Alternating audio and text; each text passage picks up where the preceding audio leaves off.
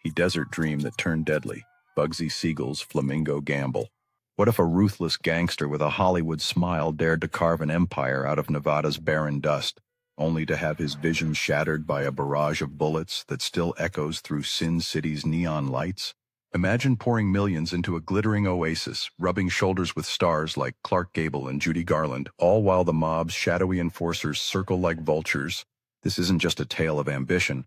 It's a high-stakes thriller of betrayal, excess, and unsolved murder.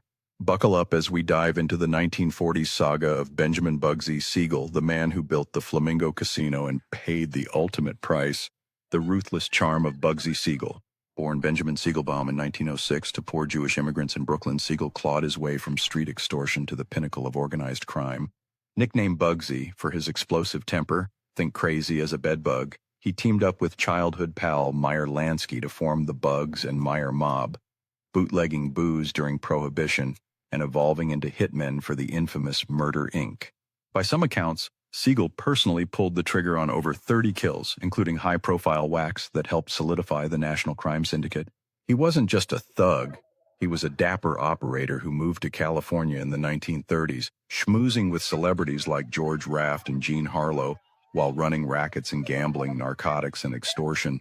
Picture this: a sharply dressed Siegel, blue-eyed and impeccably groomed, flashing cash in Tinseltown while dodging murder charges, like his 1942 acquittal for slaying fellow mobster Harry Greenberg, who had turned rat. But Siegel's real thrill came in the mid-1940s when Lansky sent him to scout Las Vegas. Back then, Vegas was a dusty whistle stop with a few frontier-style joints. Siegel saw gold in the sand, a luxurious resort that could lure high rollers from across America. The birth of a desert mirage, the Flamingo Vision. Siegel didn't start from scratch.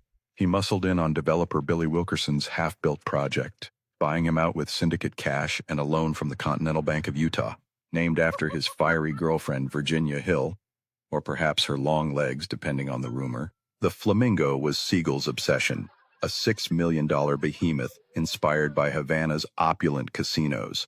He envisioned marble floors, air-conditioned suites, private sewage systems, yes, even the plumbing screamed luxury, and top-tier entertainment to outshine anything in the West. Class. Siegel barked at contractors, demanding the best, despite his own lack of business savvy. Sensational detail. He once flew in exotic palms and flamingos for the grounds, only for the birds to drop dead in the scorching heat. A ominous foreshadowing of the chaos to come. Construction nightmares and mounting debts. What started as a $1 million budget ballooned wildly. Contractors gouged prices, materials vanished, some whispered into Siegel's pockets, and costs hit $4 million by late 1946, then soared past $6 million.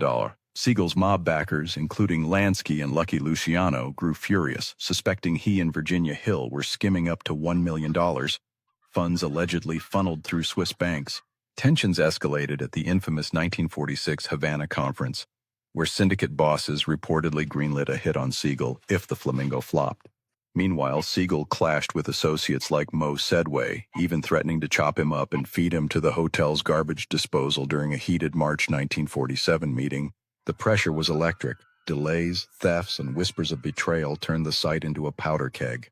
If these gripping dives into the dark underbelly of history have you on the edge of your seat, consider subscribing to my YouTube channel for more thrilling investigations and untold stories from the shadows of the past. The glittering launch and immediate implosion. The Flamingo finally swung open its doors on December 26, 1946 in a star-studded three-day bash. Jimmy Durante headlined, Xavier Cugat's band played, and celebs like Raft and Gable mingled amid the modern decor that clashed with Vegas's cowboy vibe. But disaster struck. Torrential rain grounded flights, stranding A-listers in L.A., and the hotel rooms weren't even finished. Guests won big at the tables, then drove off to sleep elsewhere. Within 2 weeks, losses hit $275,000, forcing a shutdown on February 6, 1947. Siegel scrambled, hiring PR whiz Hank Greenspun to hype a March 1st reopening. Miraculously, it worked. The casino turned profitable, raking in cash by spring.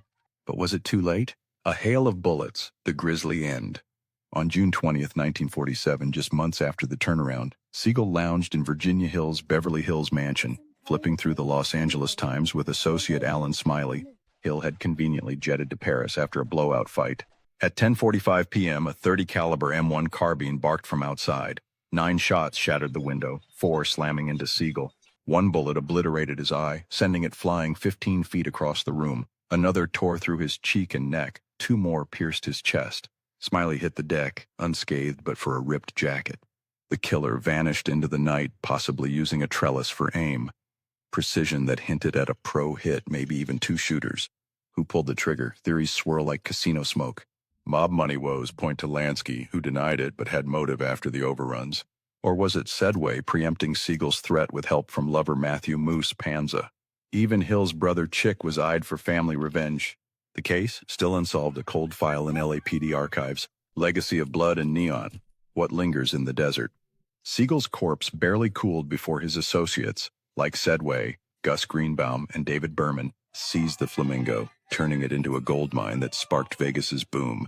His murder splashed graphic photos across headlines, exposing the mob's grip on the Strip and cementing his myth as the father of modern Las Vegas. But questions haunt. Was it greed, a personal grudge, or something darker? The Flamingo still stands today, a polished monument to his wild dream, yet whispers of ghosts and buried secrets persist. And that's just the tip of the iceberg in the mob's tangled web. If you crave more pulse-pounding exposes on forgotten crimes and the titans who built empires on blood, subscribe to my YouTube channel now. Who knows what shadowy figure will unmask next?